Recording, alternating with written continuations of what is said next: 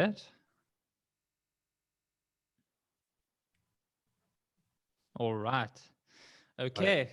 Hey, everyone. Thank you so much for joining us. I am so excited for you to be here and for me to be talking with the best freelancer that I know, the Tom Hirst. And it's going to be a great chat. Just a quick 80-20 intro from my side. Tom is a highly experienced freelancer. I think it's like 12 years experience by now.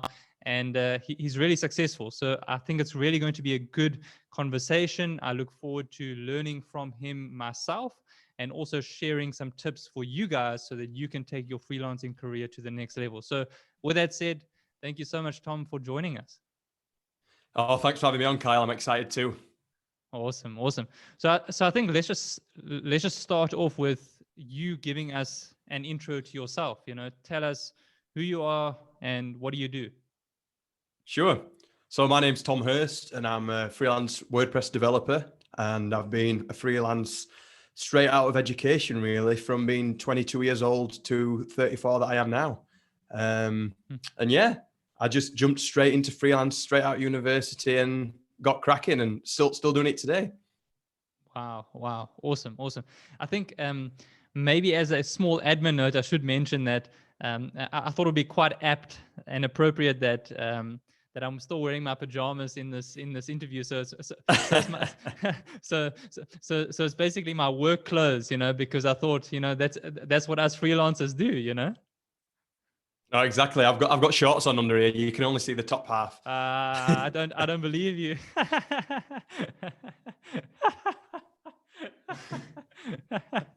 Oh, classic. But yeah, that's awesome, man. And if anyone wants to check out your website, it is tomhirst.com. And I must say, it's really impressive because you've got like an exceptional list of like clients you've worked with and experience and all of that. So maybe give us a quick understanding of that too. Yeah, sure. So I think we could start with how I, got the first clients and how that built up to these clients that you've just mentioned. So right at the beginning, obviously when I decided that I couldn't work for a boss and I was going to go freelance, I just started telling everyone that I know basically about these WordPress skills that I have and how I can build them a website. Started with building a website for my uncle's band, got paid in beer and a few £100, nothing really. And then eventually the first, like what I would call my real client, came through a contact of my dad's. And because I'd said to my dad, I said, look, Dad, because he's in business as well. I said, anyone that comes to you saying they want a website, anybody mentions WordPress, then I'm your guy. I've got these skills. He didn't even know what WordPress was, but because I'd mentioned that to him, he could remember that. And someone actually came, and I think they'd just let one of their WordPress developers go and they needed a new one. And he made the connection basically. And yeah, I worked for that client for around 2 years. And what that gave me really was like a safety net and like like a takeoff point really. So while I was working with that client on a long-term basis, I set up my personal website, as you mentioned, which started to drive in leads organically through SEO and things like that. And then when I started getting other people interested in my services, that gave me that leverage really to start raising my price, with the client that I did have. And then, yeah, it just all kind of like built up from there. Getting into working with other agencies on a white label basis, that was really useful for me in the beginning, to get my cash flow up, because obviously they do a lot of the selling for you and you can just go in and assist them, with your expertise as and when it's needed. And yeah, that got me into working on some big projects for, companies like Facebook and Umbro and all things like that. So yeah, that's been the good balance for me, really, working like on a white label basis at the beginning, but then trying to get with the businesses direct as well. And I think that's been a good mix for me and allowed me to keep my revenue streams high. Yeah. Okay, wow. So what type of clients are you working with right now, and what type of services are you offering now? Yeah, so right now I'm kind of niching down even more into headless WordPress. So at the beginning, I was into just doing any kind of WordPress development, really, typically like theme development, some plugin work. But now it's more headless stuff because I'm just wanting to, I can see that that's going to take off basically. And I'm just trying to work specifically with clients who want to go down the headless route. So that's, JavaScript front ends with WordPress backends. So a lot of JavaScript, a lot of PHP. Wow. Okay. Awesome. Wow. Okay. Now, I do have a lot of listeners and watchers. Sorry, just maybe I should add that I'm going to add this to the YouTube channel as well as the Freelancer podcast. So it's going to be watched and listened to. So, I do have a lot of listeners and watchers, if you want to call them that, that are really beginners, right? So Yeah. obviously they hear your success and it's great and it's amazing and I'm so happy for you and I'm sure they are too.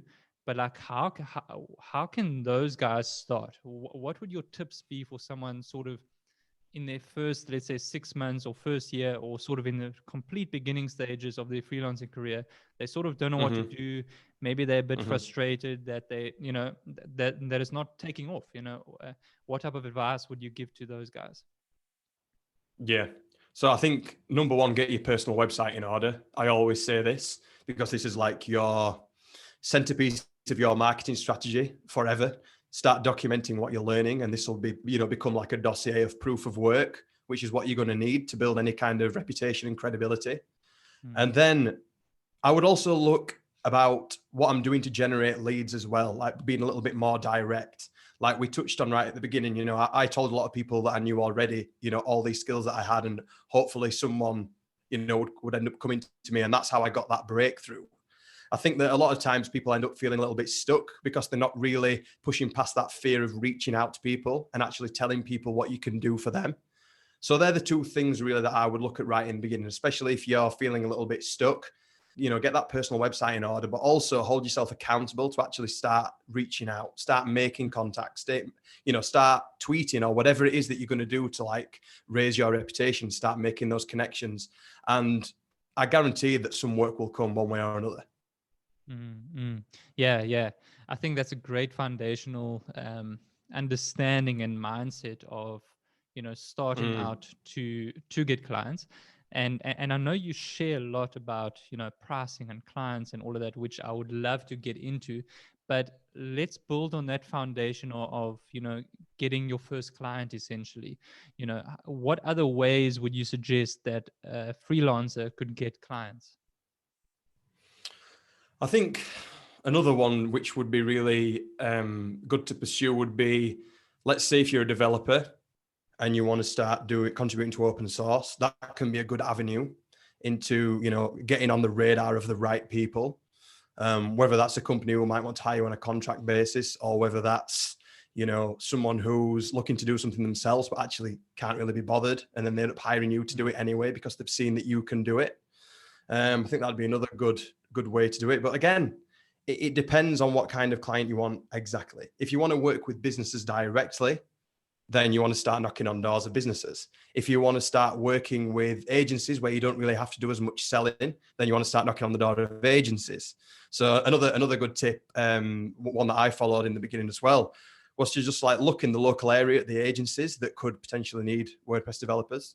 And I just made a big list and I just sent a few emails. Yeah. And like one or two of those hit. Like it's a numbers game, really. Yeah, I love that. And also, I think another thing that works well for you on your portfolio website is SEO, right? Maybe you can also touch on that as well.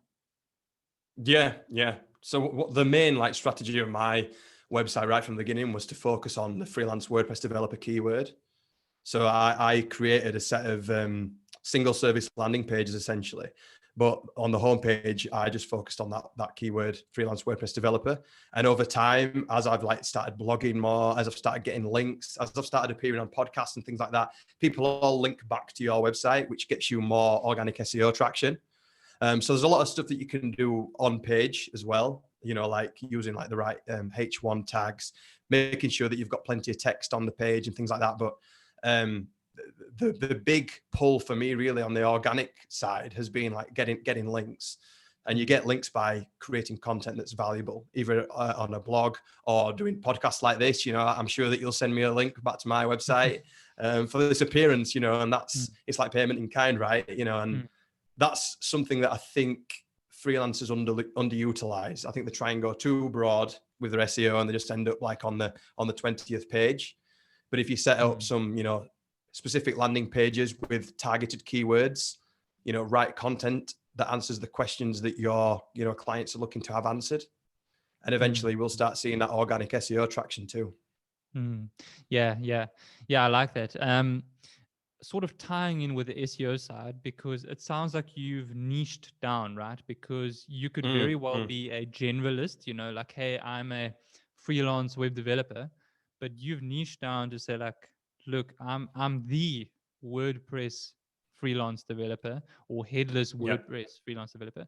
What type of tips can you give to someone thinking about niching down? Or let me start off with this. Why should someone niche down, or why should they consider niching down? And what type of tips can you give to them to niche down? Yeah, no, I think niching down's a super strategy, because when you try to be like everything to everyone, you end up being nothing to no one. So when you try to become like this full service freelancer, you've not got much chance of standing out, basically, because what you're going to become known for. And I think that's the key word. You want to start becoming known for something in particular, because people, unfortunately, will pigeonhole you. They will see you as whatever you advertise yourself as, whatever you talk about a lot of the time. That's what people are going to see you as. And for me, like, I knew that I was best at WordPress. I knew that I could get WordPress sites done quickly. I knew that there was demand for it because the market was pretty big. And that's how I landed on it, basically. So I think in terms of choosing your own niche, you've got to think about, is there a market demand? Is it a growing industry, which WordPress was at the time, and it's just grown like beyond anybody's wildest dreams, really. Is it work that you can see yourself doing for a long time? And is it work? What I mean by that is it work that you enjoy? If it's something that you're just doing for the cash, then you'll probably not stick with it, and you'll probably not become known for it, because what you're looking to do is present yourself as an expert in one specific field. And eventually that's when you can start charging the higher rates, because people come to you for the certainty. They come to you because they know exactly that, you know what you're doing. And it's implied as well, going back to the organic SEO thing. If you're like on the first page of Google for a specific search term, you've got implied authority there anyway, because it shows that you've been around for a long time. It shows that you know what you're talking about. So yeah, that's how I would start. Think about what you can do for a long time, something that you can stick to, and then you'll start reaping the rewards eventually. Yeah, I love that. And perhaps maybe to add in terms of the niching downside, because I like how you are niching down. You are niching down to say like, I'm a WordPress developer, and especially a headless WordPress developer. But then you get also other freelancers who would freelance by or how can I say, niche down by, let's say, the platform like Shopify, for example.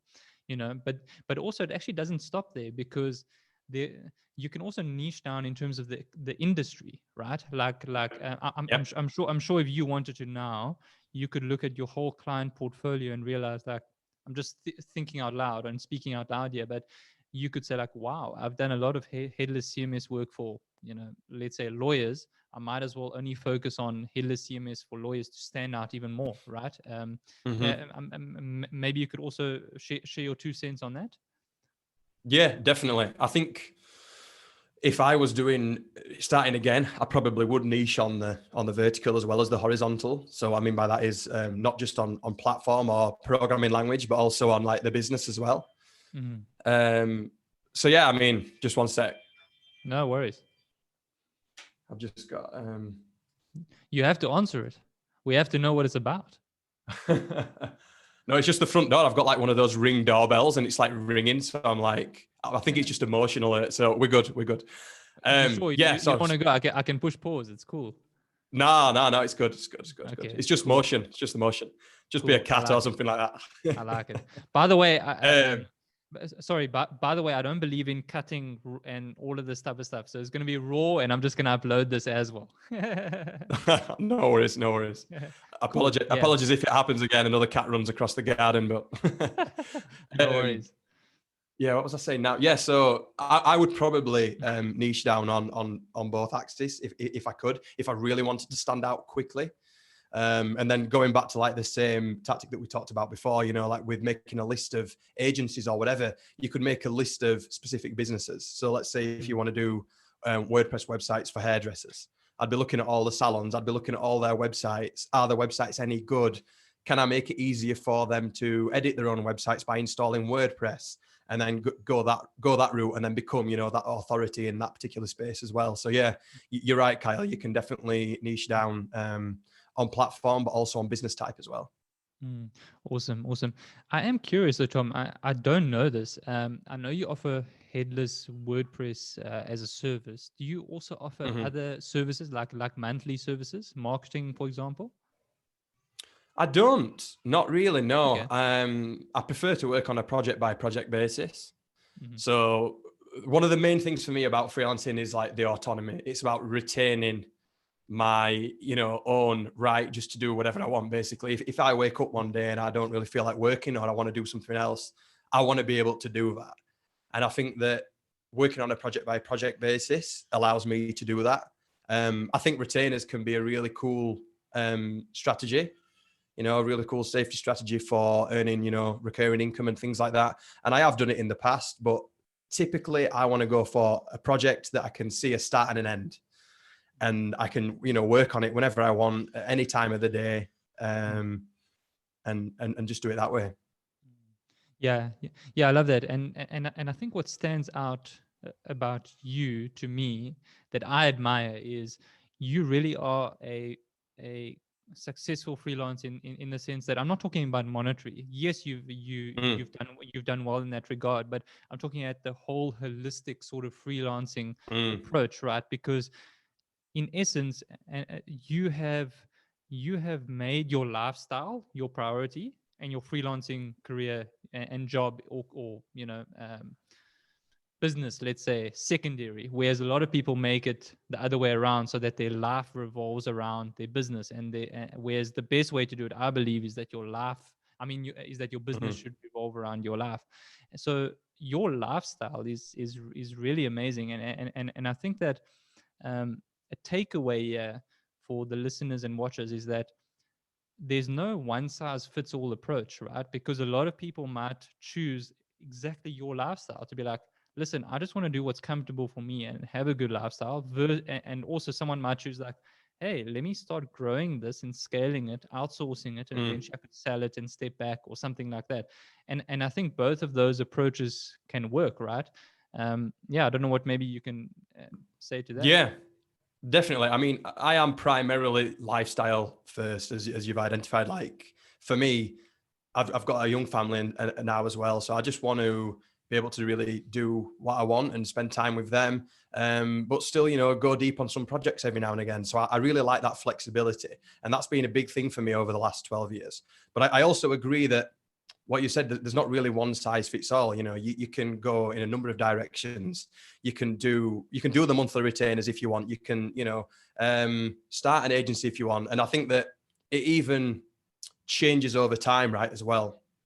And I think that you can adapt from being, the freelancer who just dips in and out of things and wants the flexibility, to having some longer term contracts, or to starting a business around your freelancing business. And I mean, this is something that I'm doing with the headless stuff. Like as I've talked about before, I see quite a big opportunity in headless WordPress, and I've started to build a separate brand, an agency brand called Run the Show, just on the side around the freelance stuff. So the goal is long term to take on more and more headless WordPress projects as I get busier personally, and grow that into something that I could potentially sell, and I think that this brings us on to a really good point, actually, that I won't mind touching on. I think a lot of people get stuck between, do I do a personal brand as a freelancer, or do I do an agency or a brand name or something like that? I don't really see the downside in doing both. Yeah. I think you can do both. Like, there's no reason for you not to do not to try both at least. Agreed. You know, there's completely no downside whatsoever, and you might even attract more different kinds of clients. Yeah, I love that, and just personally, I also echo that to other freelancers that I talk to. I actually recommend that you start out, perhaps as your own portfolio, but you could even niche down your own portfolio site. A lot of people need to understand that, and then perhaps go into the agency route, but do both. So yeah, I want to shout that aloud as well. So really. I think, yeah, no, I think it's what you just said is true. Like, I think it's easier to get going as a personal brand, as a freelancer. But then I think as you get to like a level of comfort, with work and financially and things like that, then there's no harm in experimenting with trying to grow that if possible. Yeah, I love that. And I must say, we've only been chatting for about 20 minutes, but I think there's so much value already in this chat on what you've shared.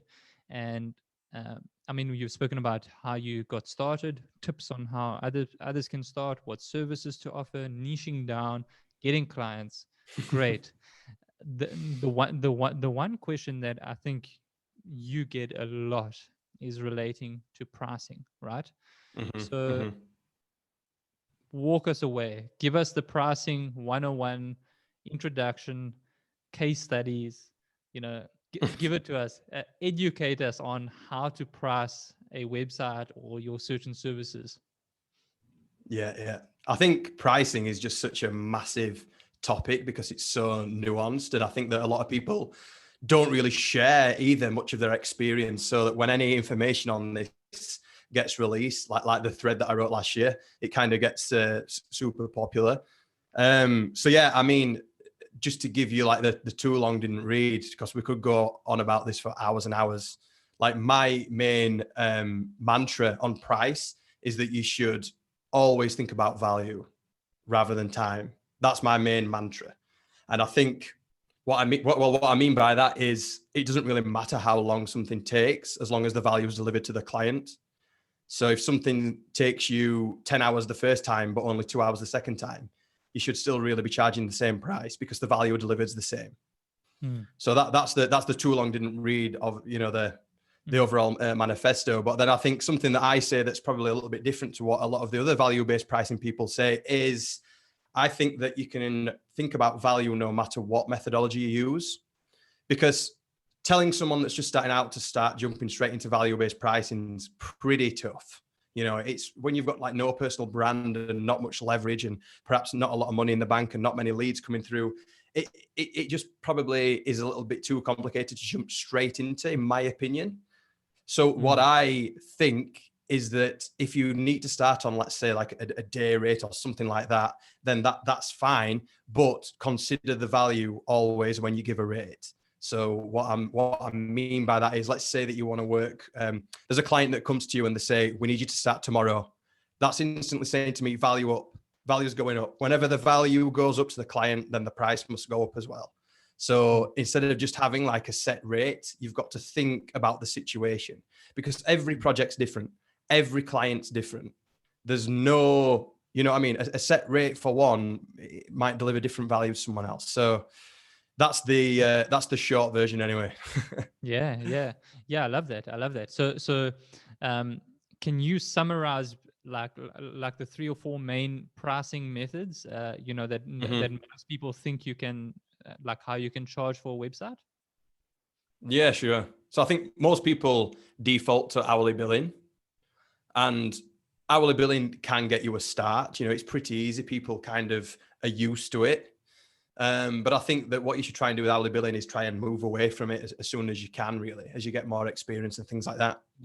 The second one would be daily billing. So, billing by the day. The third would be fixed pricing. So, instead of thinking about the time, you're just saying, I will guarantee to build this website for X price. Then you've got value-based pricing, which is pretty similar to fixed pricing, really, when you look at it, but it's got a high emphasis on looking deep at business metrics to build a picture of value rather than basing it on nothing really. So you need the business to play ball really with releasing those figures when you're doing a value-based price. And then the fifth one really is what we touched on before a little bit, is like retainers. So you would be doing, you might say, look, we don't really know what we want, but I will retain X amount of your time, or we'll do 2 weeks per month until we get this website finished. So they're the typical 5 that get used really in the industry. Okay, awesome. And you recommend more the value-based pricing overall? Yeah, I think at least fixed based pricing. That's what I like to do now. Because I think that value-based pricing, when you need to get really deep into like the business metrics and things like that, only really works when you've got a company that's, perhaps medium-sized and above. I think a lot of small businesses, number one, they might not even have all their figures in order. And number two, they might not even want to give you those figures to do the value-based pricing on. But what you can do with a fixed price is think, like what I said before, think about the value to that client in other ways. So if you're not going to get the metrics, you want to think, right, use your experience. What have I charged for something like this before? How quickly do they want it? What's my standing as, a WordPress developer? Am I an expert WordPress developer? Am I just starting out? So you can still think about value without having to dig deep into the typical value-based pricing metrics, because sometimes you can't get them. Yeah. I love that. And okay, so just sort of wrapping up the pricing side on a question for you. Let's say I'm a beginner. As I mentioned, there's a lot of beginners who listen and watch. What would you suggest in terms of pricing? Well, you're going to need some kind of base, really. You're going to need to know what you need to earn to survive. So what I would call that is like your bottom line. So I'd work out what your bottom line is, work out like your monthly costs, work out how much that you need to absolutely earn, number one. And then you've obviously got then a set figure per month that to meet ends meet, that's what you need to earn as a minimum. And then that can inform your price as a bottom line. And then secondly, I'd probably try and do a little bit of market research. So what I mean by that is, let's say you're just starting out as a JavaScript developer, whatever platform you're using, doesn't really matter. But let's say you're a JavaScript developer. I would get on Twitter and I'd start talking to people. I'd start making friends. I'd start thinking, well, what are you charging? I've got this project in. And the good thing about that is it's not just the pricing information that you'll get. You'll also start getting help from them as well. They might be a little bit further down the line than you. So what were you charging a couple of years ago and things like that? But then they also might start giving you their overflow work as well, which is, again, why networking is just super important as a freelancer.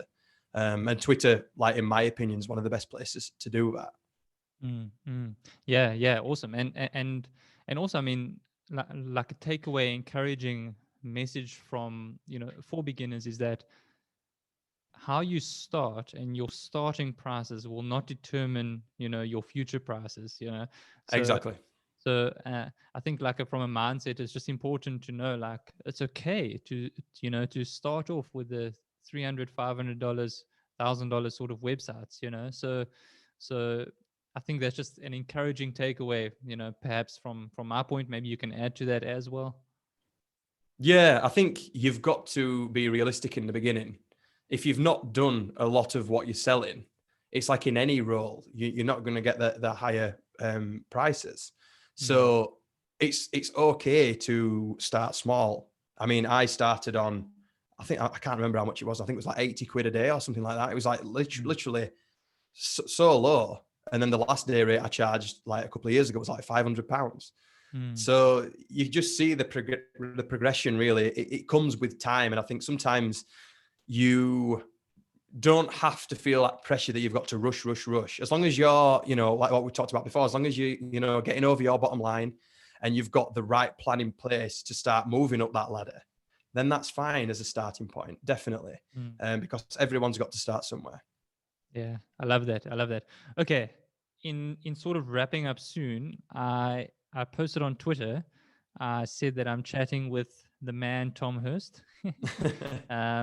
And I'm just waiting for my Bluetooth. Okay. And I asked some questions, right, on what I should ask you. So let me check it out. Okay, so this one here is from Blakey at Blakey Codes. She asks you, was the freelancing journey rough for you? Did any of you feel like you weren't cut out? Were your families supportive? So I'm just letting you answer all of this. Okay. Cool. Was it tough? I think I knew so much that I didn't want a job that all the tough parts didn't feel that tough, because I just knew that I wanted to live this autonomous freelance life. Even early on, even as a young kid, I knew that, you know, I always had this like entrepreneurial streak. So when it did get tough, I kind of thought, well, there's no other option, so I'm just going to power through. So yeah, it probably was tough in parts, but I probably didn't feel it because I wanted it that much. And then to answer the second part of the question, were my family supportive? Well, yeah, you know, I think, like I said before, my dad's a business person as well.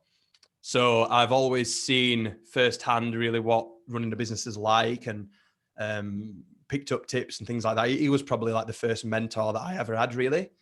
So yeah, definitely supportive on that front. I can remember friends being perhaps less supportive at the beginning. It's like, well, you leave university and you get a job. You know, you don't just start freelancing. You know, what's this? You know, I think nobody really understood as much as nobody could see the picture that I'd, you know, created in my own head, really. Yeah, I just got on with it and proved them right, proved myself right, proved them wrong Awesome. eventually. But yeah, yeah, I got some good support from family. Yeah, I love that. Okay, Nikhil at _Nikhil, he asks how to grow your network and personal brand. How to grow your network and personal brand. I think touching on some of the other stuff that we've already covered, personal website, number one. If you've not got one, get one. That you've just got to get one. Start now, do it today, because that is the centerpiece of your marketing strategy. And it will be like your dossier of proof of work for the next 5, 10, 15, 20 years. You know, get personal website, get it up. Networking, start sharing like just what you're doing. People are like really interested in other people's like daily life. So if you're starting to, I don't know, build themes with WordPress, just start tweeting about that, you know, say what you've learned that day, start getting people interested in what you're doing. That's probably how I would approach Twitter. And then for more business minded stuff, you know, get yourself on LinkedIn. I know it gets a bad rap sometimes, but there is a lot of business done there. And just be mindful of, you know, your social presence. And just try and, instead of consuming content all the time, try and create some of your own that's going to attract interest in what you're doing. Yeah, awesome. I love that. Okay, there's quite a few questions, but I'm not going to go through all of them. Let me just look for some interesting ones.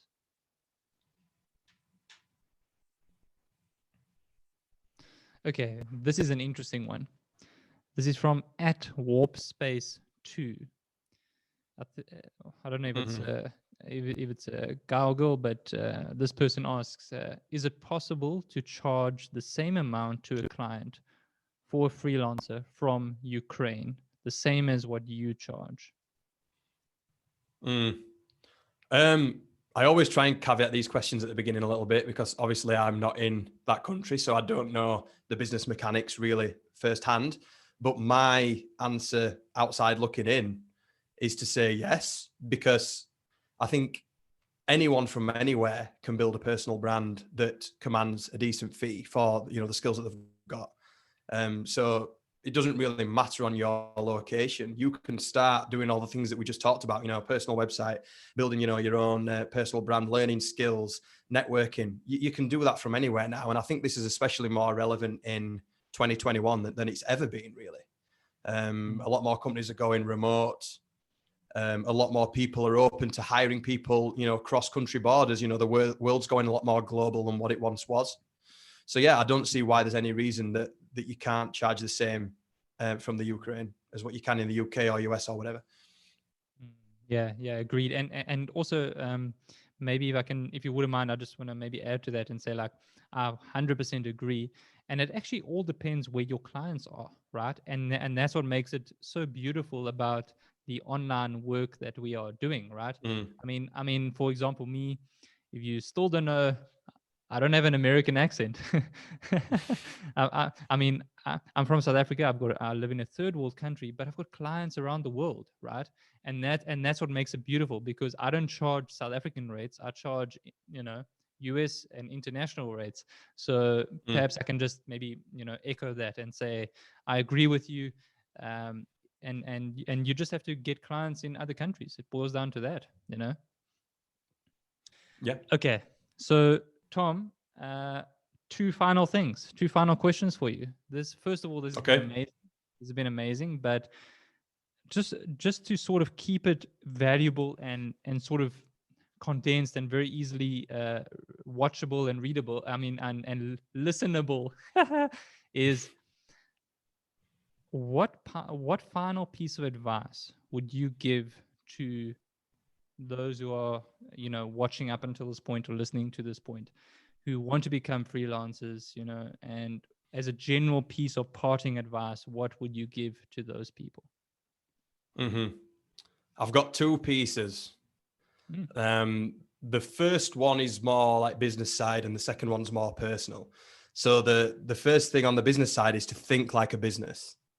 I know that you are the business as a freelancer, but you've got to be more professional about what you do right from the off. Think about your processes. Think about how, you communicate with your clients. Think about taking profit, thinking about charging enough to take a profit. Think about marketing. You've got to really have your business brain on. So that's the first part. And then the second part is to get over yourself, basically, and just be willing to put yourself out there. Don't be too precious about, thinking, people are going to look at me in a bad light because I'm selling my services and things like that. If you've got a good service, you're doing people a favor by telling them about it. So that would be my second thing, just get over that fear of selling and be willing to put yourself out there. Wow. I love it. I love it. Okay. This has been fantastic. This has been amazing. Thank you so much, Tom. And I'm sure the listeners have found immense value from this conversation. I sure have myself. So thank you. In wrapping up, where can people find you? Tell us what products you have, your websites, your Twitter, everything. Give it to us. Cool. So the best place to find me is on Twitter. I'm quite active on there. So I'm at Tom_Hirst. You can find my website at tomhirst.com. And I've got an about page, which is tomhirst.com/about. And then I've got products that are all centered around freelancing, basically, in the experience that I've got. So I've got an ebook, which is pricing freelance projects. I've got a video course, which is the personal website playbook. And I've also got a free ebook called 10 Steps to Becoming a Better Freelancer. And you can get all of those at tomhirst.com/products. Awesome. Thank you so much, Tom. And thank you to everyone watching and listening. Hope you found a lot of value from this, and have a great day and a great into the year. I mean, we're already halfway through. So all the best, and thank you so much. Cheers, Kyle. Thank you, mate. Thanks, Tom. Cheers, man. Okay, let me just click